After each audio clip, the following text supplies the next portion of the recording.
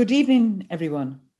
It is very good to have this opportunity to address you, to address those of you who are considering studying theology at postgraduate level.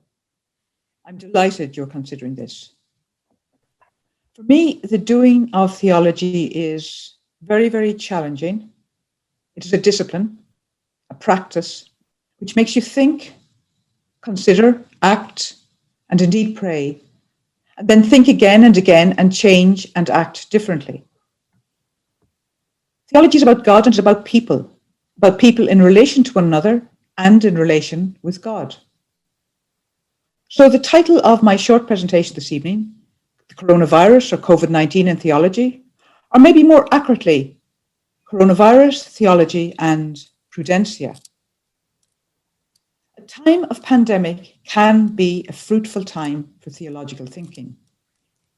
The English theologian and mystic Julian of Norwich did her theology during the bubonic plague in Europe. She produced a very rich theology, and we study her works in our degree. But today I turn not to Julian, but to a French theologian, a Dominican, called Thomas Dumas. In the 1950s, Dumas wrote, "It is clear that prudentia belongs to an advanced state of moral formation. It is not found in children or in primitive cultures. This is why a moral life deprived of prudentia is a sure sign of basic moral development and implies an underdeveloped humanity." It is this quote from Dumas which guides my thinking tonight in regard to COVID-19, society's response, and the church's response, and indeed my response. How do we decide what to do, how to act in life, and particularly, how do we decide how to act in challenging situations? Decision-making in a time of pandemic, or if you like, theology and real life. And for me, I must say that a Christian who is not theologically informed in some way, is in danger of living an impoverished life. So what do I mean by that? And how does that relate to the current pandemic? Many, many times throughout these last months, this last year and a half, theological thoughts ran through my mind. Should I join online liturgy? Should you have Mass with just one person, the presider, the priest present? And of course, where are the women? Is it right to tell people not to touch one another, not to hug? Should church buildings be closed, locked even, while supermarkets can be open? What type of community is it that tells people over 70 to stay home and lock themselves in? What type of understanding of the common good have people who refuse to take a vaccine to protect the most vulnerable from a sometimes deadly illness? And what about the lockdown skeptics, COVID deniers, conspiracy theorists? Where is the truth to be found? And who is challenging them? And indeed, some people must be asking, probably especially people in India at the moment, where is God? Why isn't God protecting us? And this is what we theologians call the theodicy question. How can a good God allow so much suffering? And then is God good? Indeed, is there God? These are all questions of interest to theology. And my suggestion is that the virtue of what I'm calling prudentia has at times been absent from our church and our society this last year and a half. And so to virtue. Many of us will have learned of virtues at school. There are 3 theological virtues, that of faith, of hope, and of charity.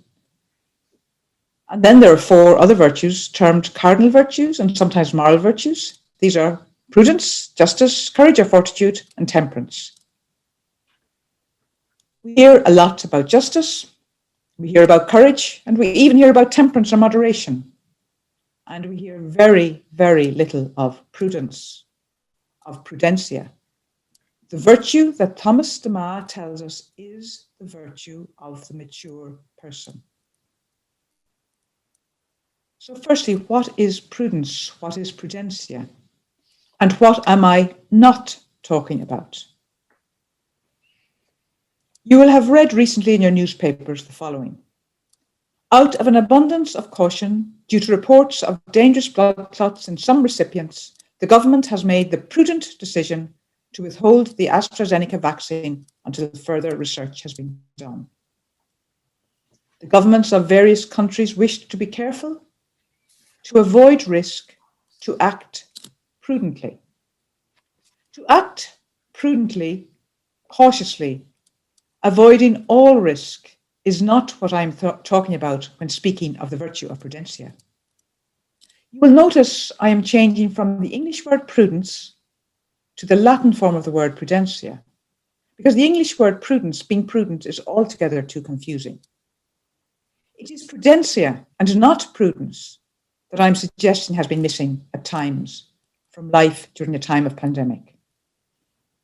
And what is prudentia?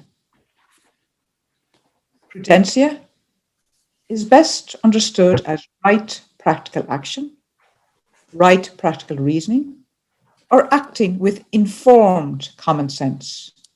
And books have been written about it. In calling prudentia a virtue, we are making a very strong point, a strong theological point. A virtue is defined by the 13th century theologian, Thomas Aquinas, as that which makes the possessor good and their works good likewise. Virtue is that which makes the possessor good and their works good likewise. In other words, if I have a virtue, if I exercise a virtue like justice, I become a just person. It becomes, as it were, second nature to me, that I should act justly or courageously or temperately, moderately.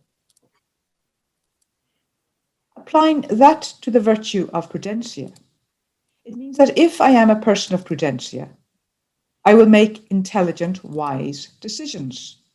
I will act intelligently, I will act wisely, sensibly. To act with prudentia, to act with common sense, means I need to be very well informed in regard to the decision that I am making. For a practical example, in deciding what a good diet is, I need to be very well informed in regard to the benefits and dangers of the various foods so that I can decide what I will eat every day, normally speaking. So usually I will eat fruit, vegetables, pulses, meat, fish. But on occasion, for a feast or celebration, prudentia will allow me to eat cake, sweets, ice cream, and to drink wine. Right practical action applies general laws or norms to particular situations. General norms to particular situations. Now let us stay with diet, because prudentia is not just about knowledge, it is also about desire.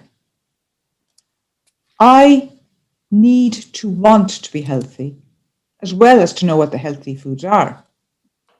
But the possession of prudentia involves more than knowledge. And now to go back even further behind Aquinas to a philosopher, Aristotle, who throws ridicule on those who pretend to be virtuous by listening, he says, to beautiful discourses on virtue.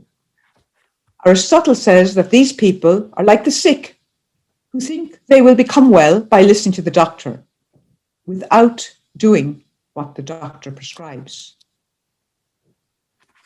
So, virtue is that which makes the possessor good and their works good likewise.